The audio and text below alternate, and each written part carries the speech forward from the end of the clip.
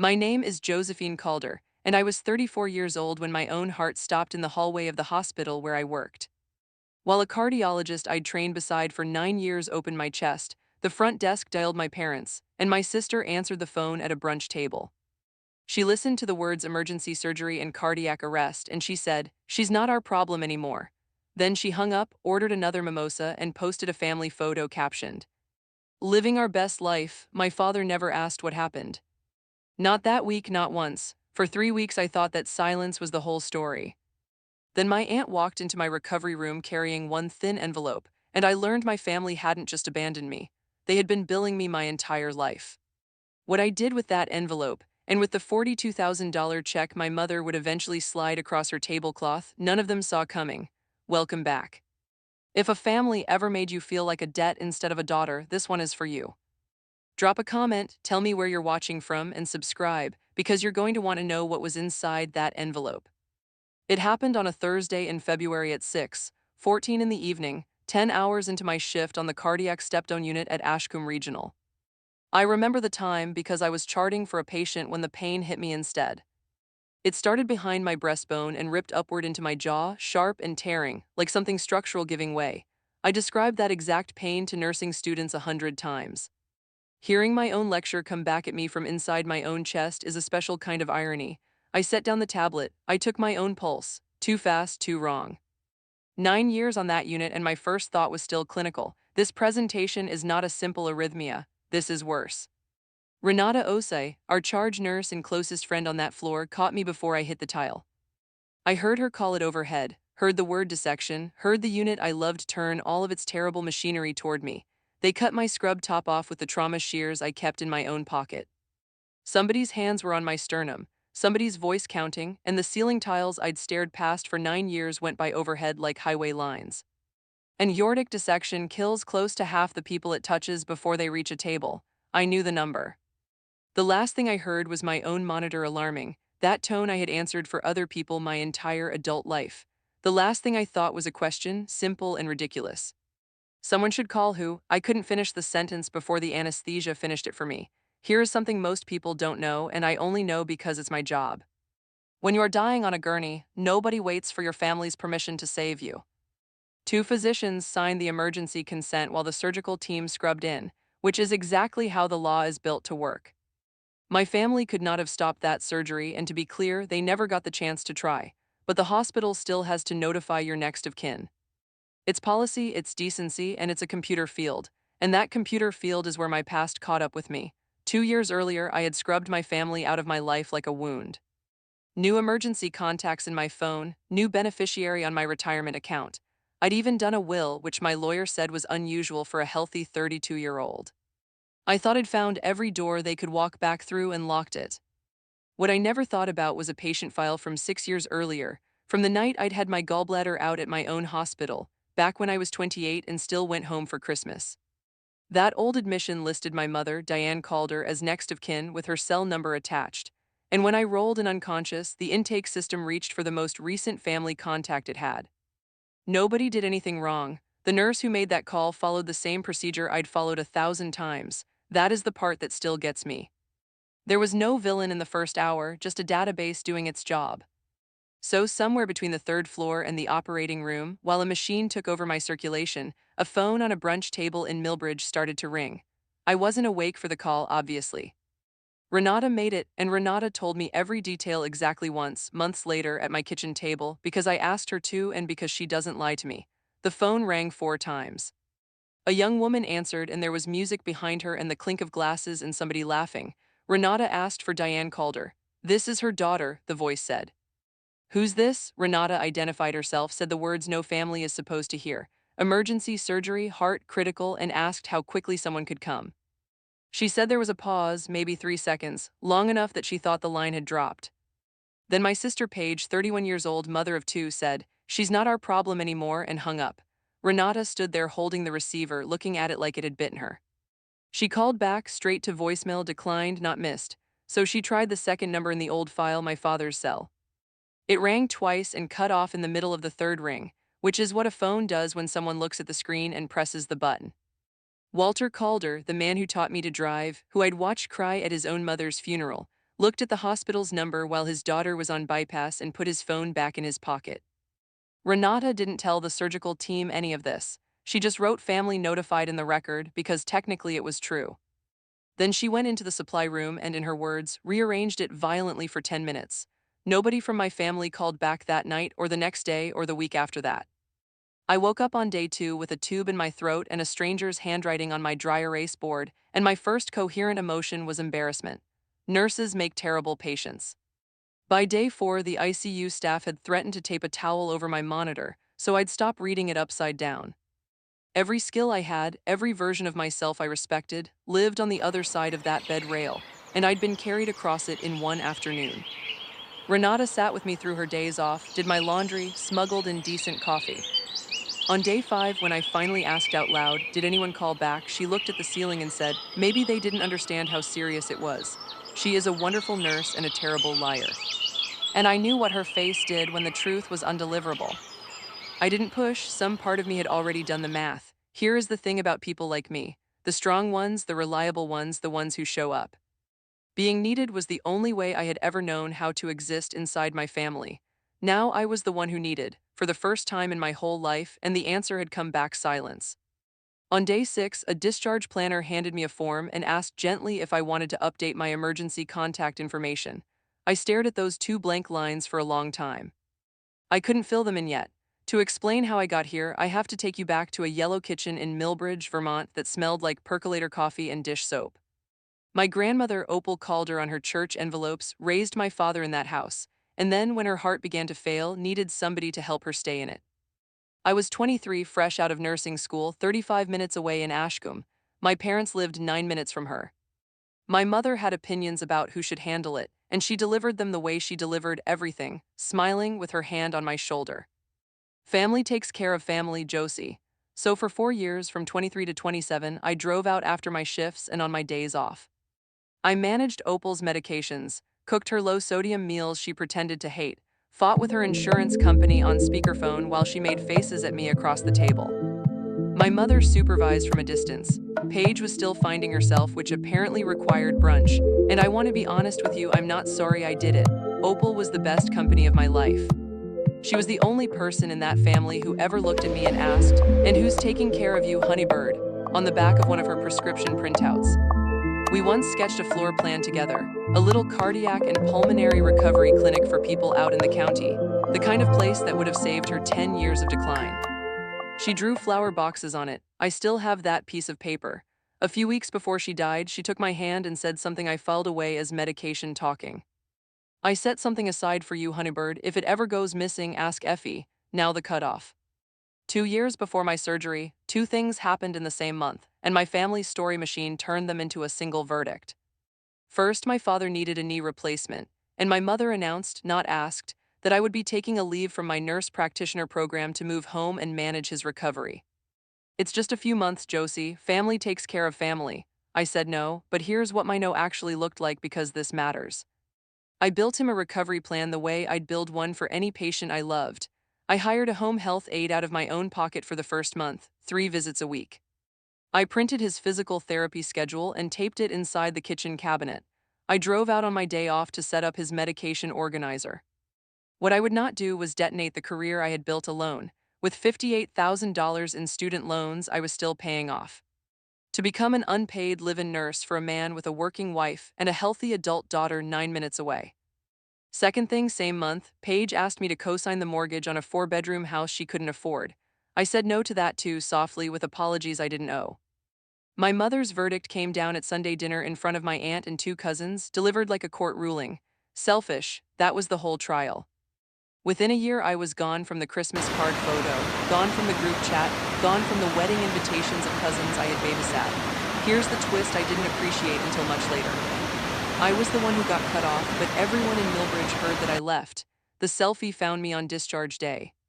Renata was scrolling her phone while I signed paperwork, and she went still in a way that made me reach over and turn the screen toward me before she could decide to protect me. There they were. My mother, my father, Paige, and her husband Rob, 4 mimosas lifted toward the camera at a window table. My mother's lipstick was perfect. My father was mid-laugh, a laugh I hadn't heard in 2 years. The caption read, "Living our best life." The timestamp put it 90 minutes after Renata's call, after she's not our problem anymore, after my father declined the second ring. While a machine breathed for me, they ordered another round and documented their joy for 38 likes. I want to tell you I felt rage.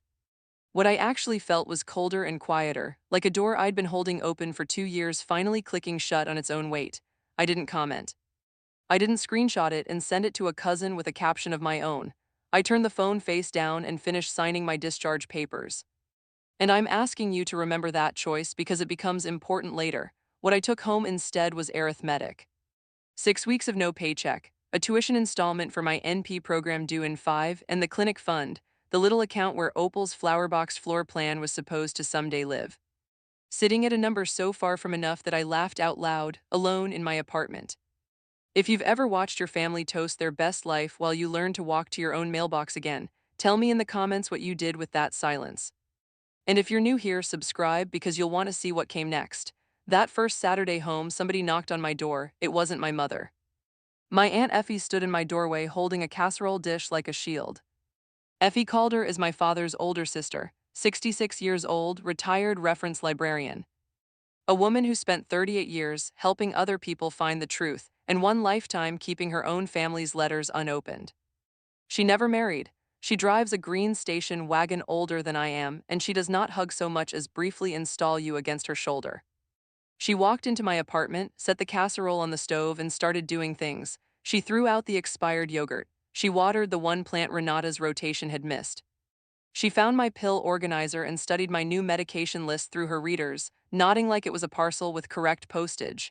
And here is what she did not do. She did not ask why I hadn't called my mother. She did not say, you know how your sister is. She did not audition excuses for anybody. 2 years of exile had taught me that every conversation with a Calder came with a collections notice attached.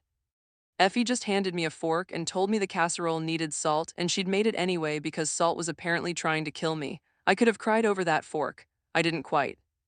But twice that afternoon I caught her hand drifting to her coat pocket, where the corner of something stiff and paper-colored peeked out, an envelope thick, folded, soft at the edges. Like it had been carried a long time. Twice she touched it, twice she pulled her hand back. When she left, she stood in my doorway a moment too long, looking at me the way you look at a package you're not sure is ready for delivery. And she said quietly, mostly to herself, not yet. She came back Wednesday with soup, and that was the day I learned what my father said. Effie had been at my parents' house the afternoon of my surgery, dropping off seed catalogs. She was standing in the kitchen when Paige's call came through. My sister had phoned my mother from the cafe, laughing the way you'd report a telemarketer. Some nurse says Josie's having heart surgery. I told her she's not our problem anymore. Effie said my mother wiped the counter twice and said the hospital was probably being dramatic, that hospitals always are. And my father, Walter Calder, sat at the table he has sat at for 38 years, looked at his coffee and asked one question. Not is she alive, not which hospital. He asked, is it going to cost us anything? Effie told me this with her hands folded, watching me take it the way I watch patients take a diagnosis. And I'll tell you what I told her. There is a kind of hurt that skips crying entirely and goes straight to arithmetic. My sister's line was cruelty, and cruelty is at least loud, stupid, survivable. My father's question was a ledger entry. Somewhere in that man's chest, his daughter on an operating table had been filed under expenses. I asked Effie why. Why that question, why the silence after? Why a man who once drove 4 hours in a snowstorm to fix my furnace couldn't dial a phone? Effie looked at me for a long moment, and her jaw worked and her hand went to that coat pocket again and stopped. Your father doesn't ask questions he already knows the answers to, she said. Remember that? She wouldn't say another word about it. She washed the soup pot and left me alone with the sentence. Weeks 3 through 5, I learned to be carried and I was terrible at it. Recovery from open heart surgery is a full-time job with a sadistic supervisor.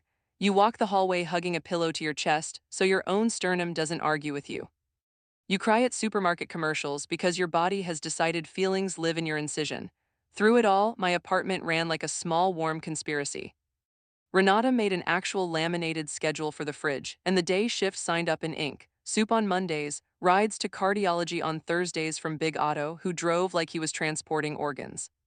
12 names by the end, and not one of them was Calder except the 66-year-old with the station wagon, who took every Sunday and defended it territorially.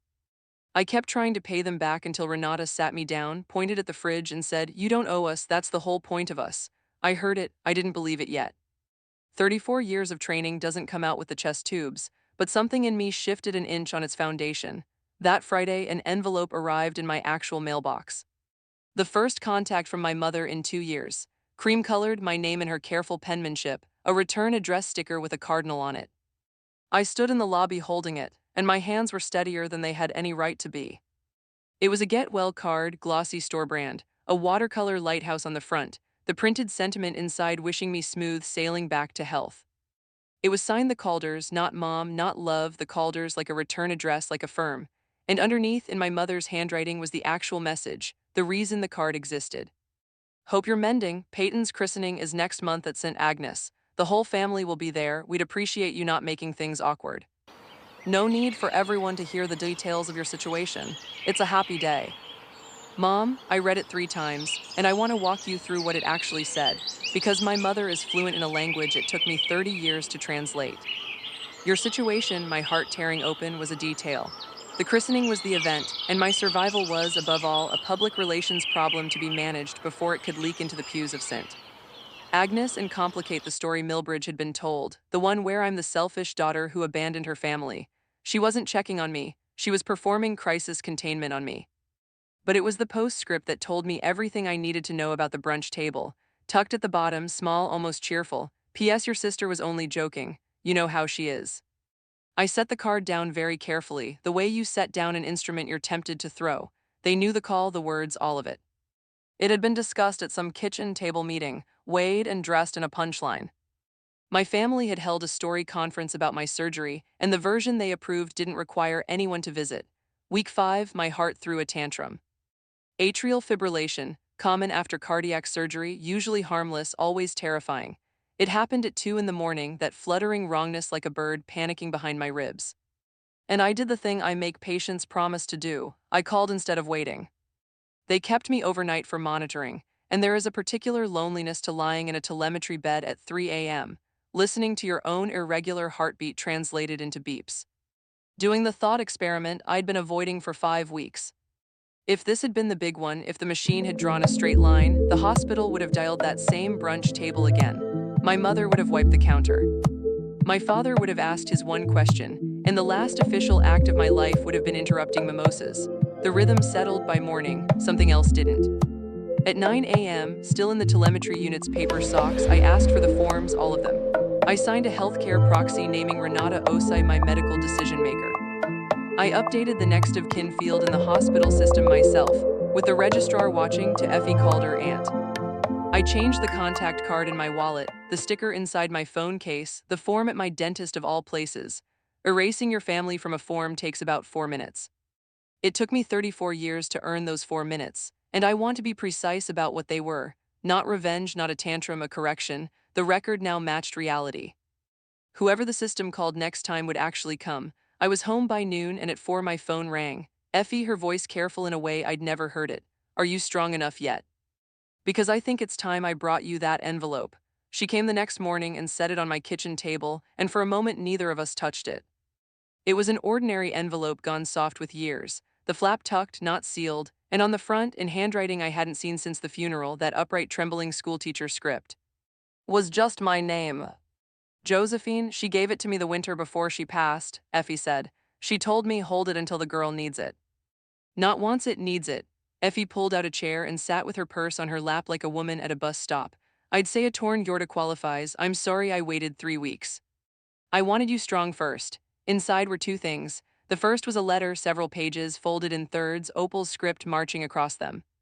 The second was a single sheet, older, creased into quarters like it had lived in a pocket, and it was not in Opal's handwriting. It was in my father's.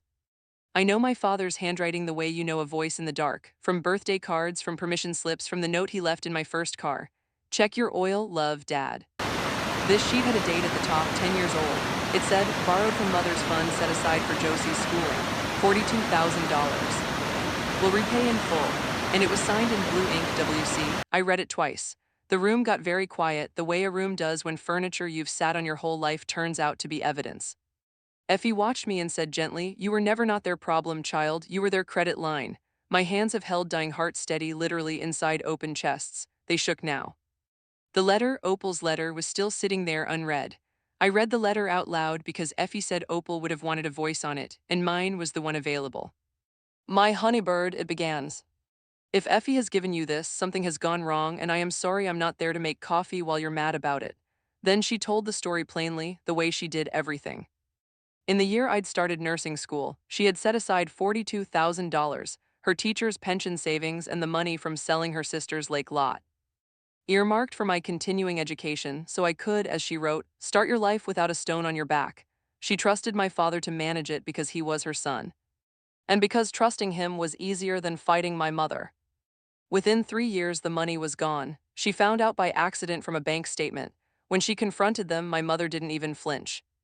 Opal quoted her, and I could hear the voice rising off the paper. Josie doesn't need it. She gets loans, Paige's wedding can't wait, and Walter needs a dependable truck, a wedding I danced at. $19,000, a pickup my father still drives, $14,000. Opal was too sick by then to claw it back through lawyers. What she had the strength to do was sit her son down and make him write out what he'd taken and sign it, and she mailed her conscience to Effie for safekeeping. The last page was for me. Love that keeps a ledger isn't love, honeybird, don't you ever sign one. I sat with that sentence while the coffee went cold. 6 years I spent paying off $58,000 in student loans. 6 years of night differentials and skipped vacations, while the money meant to spare me all of it bought a reception hall and a Ford. 2 years ago they didn't cut me off for refusing to give. They cut me off because looking at me meant seeing the invoice. That night I built the bomb, I'm not going to pretend otherwise. I photographed my father's note under the kitchen light, cropped it clean, and drafted the message to the extended family group chat I hadn't been welcome in for 2 years. 31 Calders, the same audience that got the brunch selfie.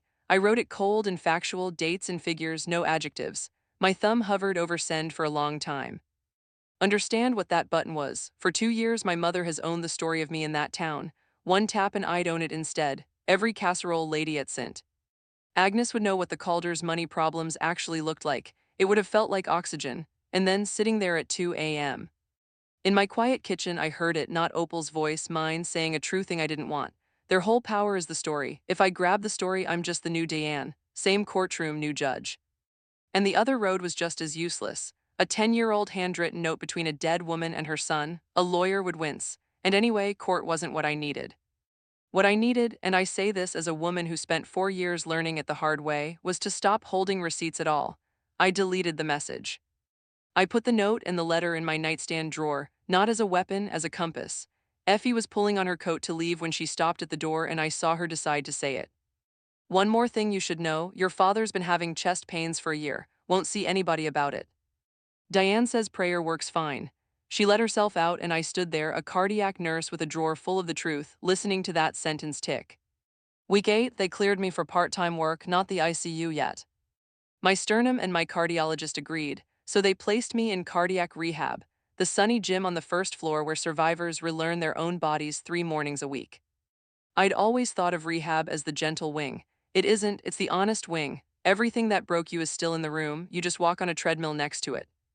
My second Tuesday there, I met a woman in her 70s, post-bypass, who did her entire session watching the parking lot. Her daughter drove her every visit and never came in, sat out there in a gray hatchback for the full hour, engine off. Estranged, the intake note said. When the session ended, the woman asked me quietly if I'd walk her out, and I did. And 20 feet from the car, the daughter looked up, and I watched two people look at each other through a windshield like it was 20 years of glass. I went home and I couldn't sleep, and it wasn't my heart. It was the certainty, sudden and physical, that I knew both seats of that car. That week I dug out Opal's floor plan, the one with the flower boxes, and I stopped treating my clinic like a someday. The hospital foundation runs a community grant, $40,000, one award a year. I wrote the application in 5 nights. The Opal Project, outpatient cardiac and pulmonary rehabilitation for the rural county. Her name right there in the title, where my mother would eventually have to read it. Even with the grant, I'd be short and undercapitalized, but it was a door, and I have learned to love an open door. I mailed it on a Tuesday. On Thursday, my father's heart finally did what hearts do when you feed them silence for 60 years. He went down at the hardware store in Millbridge, between the fencing wire and the birdseed, and the county ambulance brought him to us, to my hospital. Because it's the only cardiac program for 40 miles, a fact that is about to matter a great deal. Not the widowmaker, a smaller cousin. The cath lab team threaded a stent into him inside an hour, and Walter Calder, 61, got parked 2 floors below the unit where his daughter had nearly died in February. Prescribed the standard gospel, medications, a cardiac diet, and 12 weeks of outpatient rehab, which is how I learned, reading the intake board on my Wednesday shift, that my father had been referred to the gym where I now worked. I stood there holding my coffee, appreciating fate's sense of humor. And then the elevator opened, and for the first time in 2 years, my mother walked toward me down a hallway I was being paid to stand in. Diane Calder, 59, church luncheon and cardigan, purse held in both hands like a hymnal. I watched her assemble her face as she came. I know that assembly, I grew up under it. And what she landed on was warmth, actual blue ribbon warmth. "There you are," she said, as if I'd been misplaced, as if the last 2 years were weather that had inconvenienced us both equally. No mention of February, no glance at the scar edging above my collar. She took my hand in both of hers, and she smiled, the smile that ran 1,000 bake sales, and she said, "Family takes care of family, Josie. It's time you came home. Hold on, because the same people who said I wasn't their problem were about to hand me theirs, gift-wrapped. If your jaw is on the floor, hit subscribe, because the check they eventually put on that table deserves witnesses." She wasn't there to apologize, she was there to collect. She bought me a coffee in the hospital cafeteria, which I mentioned because she would mention it. And she laid out the plan with the serene efficiency of a woman reading a grocery list she'd already shopped. I would give up my apartment in Ashcombe and move back into my old room in Millbridge. I would drive my father to his appointments, manage his medications, cook the cardiac diet, monitor his blood pressure, and generally be, in her words, what this family needs right now. Duration until your father is himself again, which in the Calder calendar is a unit of time with no end printed on it. Salary, none, obviously. The wage was belonging. Because family, I asked the natural question. Paige lives 9 minutes from them, I live 35. Your sister has the children, Josie. And Rob's in his busy season. Insurance has a busy season now. I didn't fight. I did something more dangerous to her plan, my job. I pulled out a pad and built my father an actual care structure, the one I'd build for any patient with his chart. A home health RN 3 mornings a week through the cardiac agency we refer to. His rehab schedule at my own gym where I could personally watch his numbers. A pharmacist consult, a dietitian, the works. Better care than I could give him, exhausted and resentful in a twin bed down the hall. I costed it out on the napkin. I offered to coordinate every piece of it. My mother looked at my napkin the way you'd look at a stranger's dog on your porch and pushed it back across the table with one finger. "We don't do strangers," she said. And I understood with a clarity that was almost restful. She didn't want care for him. She wanted me back in position. When I didn't move home by the weekend, the town began arriving in dishes. A chicken casserole appeared in the hospital break room with my name on a sticky note, and a card from the St. Agnes Women's Circle, praying you'll be there for your family in their hour of need. A cousin I hadn't heard from in 2 years, not during my surgery, not once, texted, "You're literally a nurse. It's nothing for you." My old Sunday school teacher called my personal phone, which meant somebody had given her the number, and told me my mother had wept at the pharmacy counter, poor thing. "With everything she's carrying. I want you to see the machine clearly because it took me 3 decades. My mother never needs to win an argument. She just tells the story once at the right altitude, and the town repeats it until it hardens into weather. She is the narrator of Millbridge, and the narrator decides who's selfish." Each casserole was a subpoena, and then Thursday I saw her without her knowing. I'd driven out to the Millbridge pharmacy to pick up a prescription they'd botched transferring for a rehab patient. And through the front window, I saw my mother at the counter alone, counting out my father's new pills against a printed list, her lips moving, her finger trembling down the page, her shoulders. My mother has stood like a flagpole through funerals. Her shoulders were down. For a moment, she was just a 59-year-old woman, frightened, doing medical math alone. I almost went in. My hand was on the door. What stopped me wasn't anger, and I want to be honest about that. It was a question I couldn't put down. Who taught her this? Somebody builds every machine. I got back in my car and I drove home and I called Effie. My father started rehab on a Tuesday. Professional ethics are real. I was not assigned to him. Marcus took his file. But the gym is one room, and for an hour, 3 mornings a week, I existed 20 feet from my father while a monitor broadcast his heart rate over his head like a subtitle. He moved carefully, gray around the edges, obedient to every instruction in a way that told me how scared he was. Week 2, during his cool down, he drifted to the water fountain near where I was charting and stood there too long for it to be about water.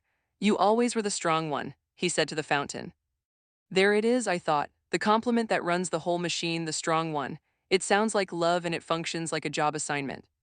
They hand it to you young, and every kindness you perform after that gets filed under job description instead of gift. I looked up from the chart and asked him the only question I had left. Dad, why didn't you ever ask what happened to me in February? His eyes came up to mine and I watched the number over his head climb, 4 beats 5 6. His heart saying what the rest of him wouldn't. He looked at my collar where the scar shows. He opened his mouth, and what came out after all of it was, "Your mother handles the family things." Then he shuffled back to his machine like a man returning to a cell he decorated himself. Effie was right, he never asks what he already knows. And I finally understood the reason. A signature in blue ink, 10 years old, sitting in my nightstand drawer. Every question about me led back to it, and he knew that better than anyone alive. Paige came to my apartment on a Sunday, unannounced, holding a supermarket orchid and the expression of a woman performing a chore her mother assigned. That phone thing, I was joking, it came out wrong, and honestly, you're fine now. So my near death had been resolved to everyone's satisfaction. Then she got to the actual agenda. If you take Dad, the driving, the meals, Mom says the lake camp goes to you someday. That's fair, that's basically getting paid.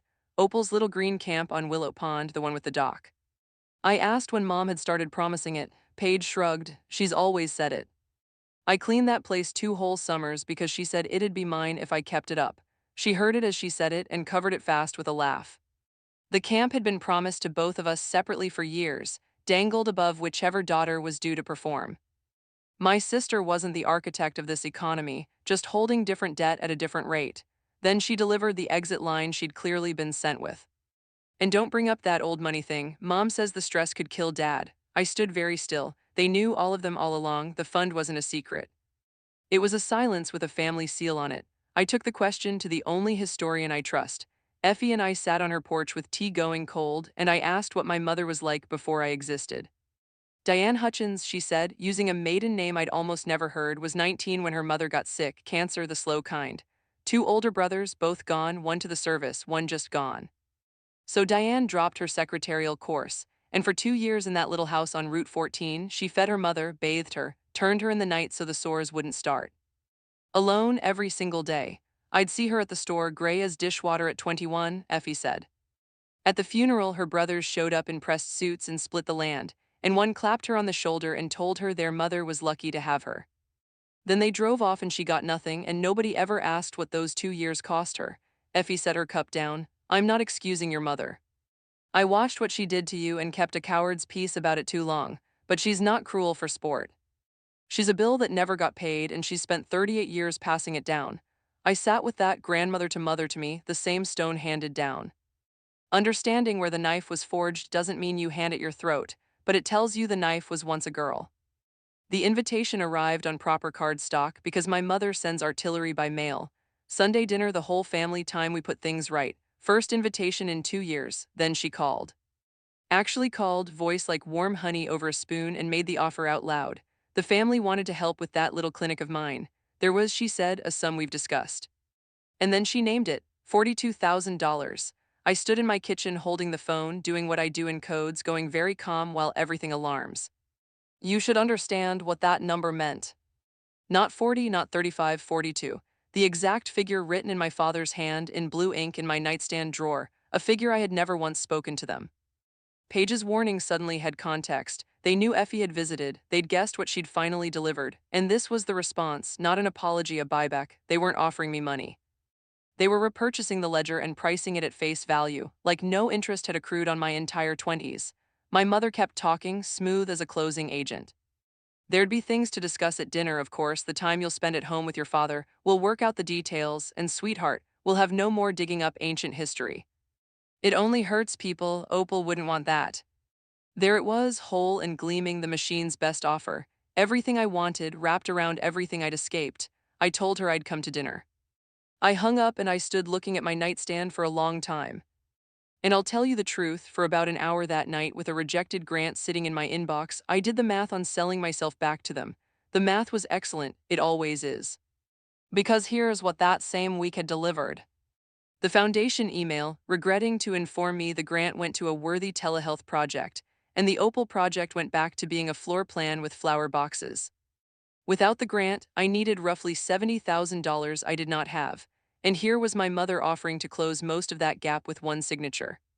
Take the check, the clinic opens in spring, Opal's name on the door, done. Refuse it, a second mortgage on my condo if the bank even said yes, years of risk, maybe never. I spread it all on the kitchen table that night like a case file, the check that didn't exist yet, the grant rejection, Opal's letter, my father's note.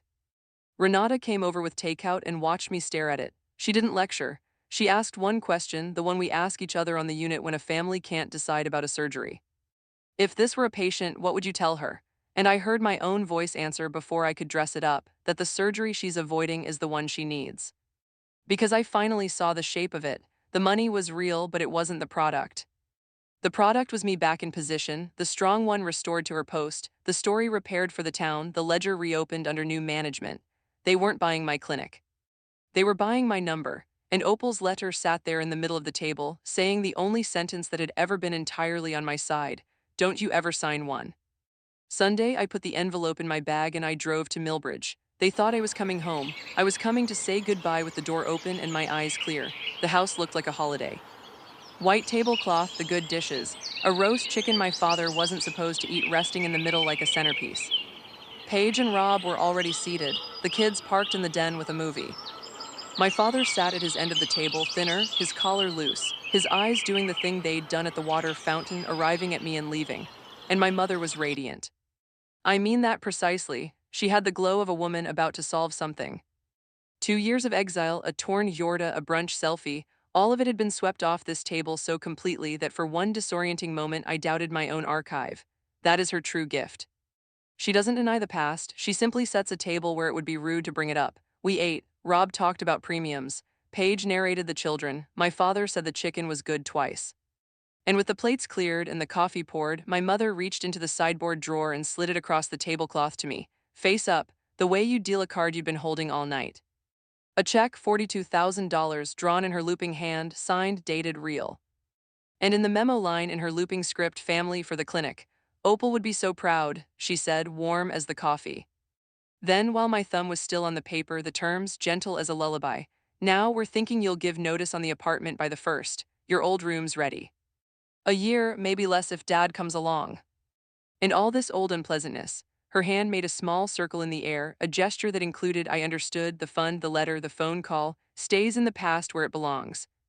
For Opal's sake, $42,000. My dream printed on their paper. All I had to do was become their daughter again, the one who pays. I didn't pick up the check and I didn't push it away. I left it on the tablecloth between us and I asked my question, the one I'd carried in on purpose, the way you carry one good instrument into a messy field. I kept my voice at the pitch I use for medication instructions because that's the voice nobody can call hysterical. Before I answer, I want to know one thing. If I had died on that table in February, what would you have told the church I was? The room stopped. Rob's cup paused halfway. My father looked at his plate as if the pattern had changed, and my mother blinked once, the single blink of a machine encountering an input outside its parameters. That's a morbid thing to ask at dinner, she said. I waited. Waiting is a clinical skill. Silence pulls truth the way suction pulls fluid. It was Paige who broke, of course. Paige, defensive, half laughing, reaching for the same tool that had worked at the cafe. Oh my God, this is what I meant. She makes everything so dramatic, for God's sake, she's not art. And she stopped right there. The sentence sat in her open mouth with its shoes off, and she heard it, really heard it, maybe for the first time, because the last time she said it, I was on a table with my chest open. And everyone at this one knew it. She put her fork down and looked at her plate. Nobody finished the sentence for her. That silence was the most honest thing my family had said to me in 2 years. My mother recovered first because she always does. She smoothed the tablecloth with one palm, professional as an undertaker, and smiled. We're looking forward, sweetheart, not back. So I reached into my bag and I set Opal's envelope on the white cloth, and nobody at that table moved to touch it. You all know what this is, I said, and their faces confirmed it. Paige's warning, my mother's exact figure, my father's eyes closing slowly like a man hearing a verdict he'd already served. So I'll keep it simple. I slid the check back across the tablecloth, uncashed, upside right side up, until it touched my mother's saucer. I'm not selling and I'm done being owed. Then I did the thing none of them could have predicted, because it had taken me 34 years and one torn artery to predict it myself. I took out Opal's letter and my father's note, the originals, my only copies, the whole archive of what they did, and I laid them beside the check. A gift, not a strike.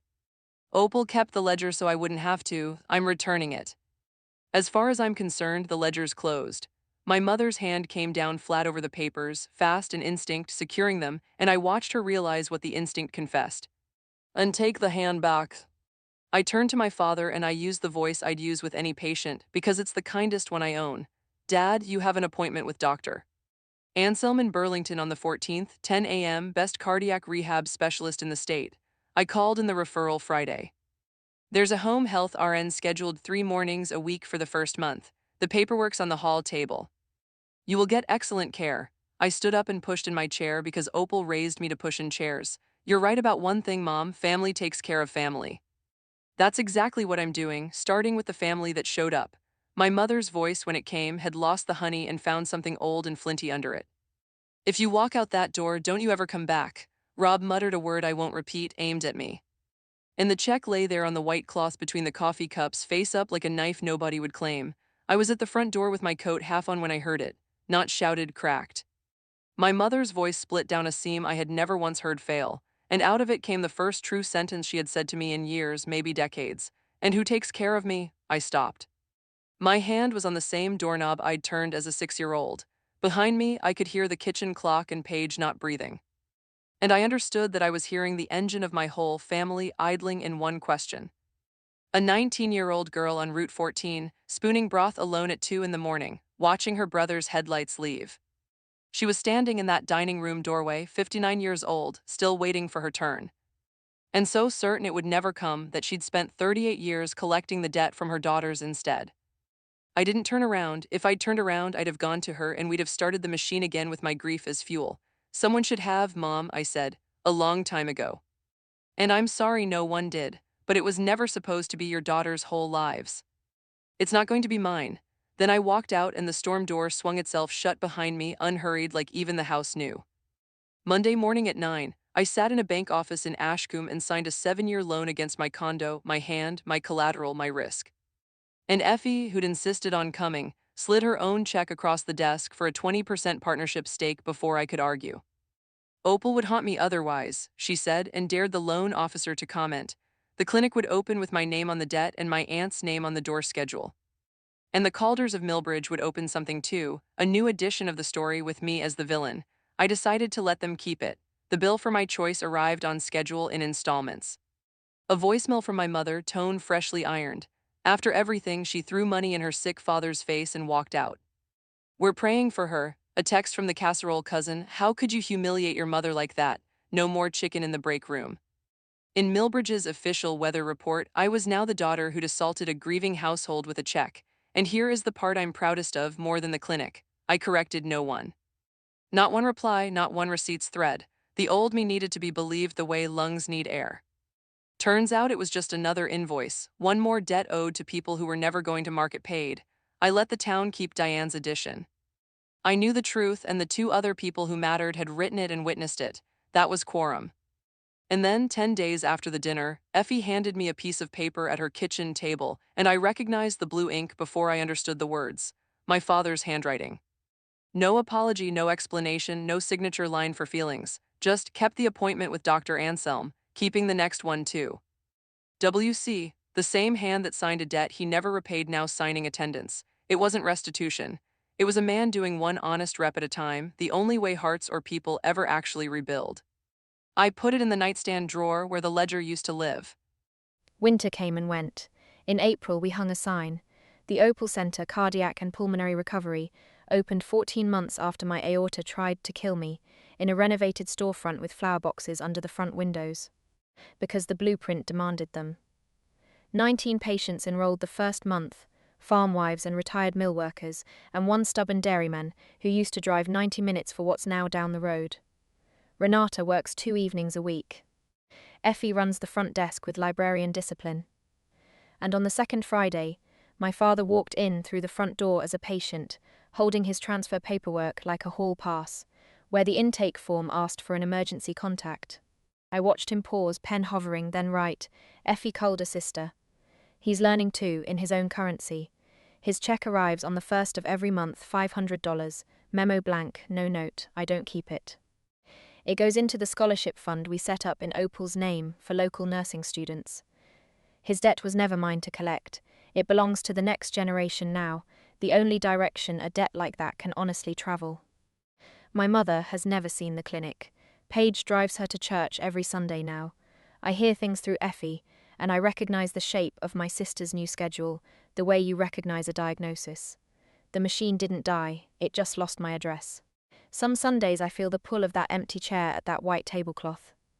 Then a patient walks in scared, and I pull up a different chair, and it passes. There's a card in my wallet now, laminated, because Effie laminates things.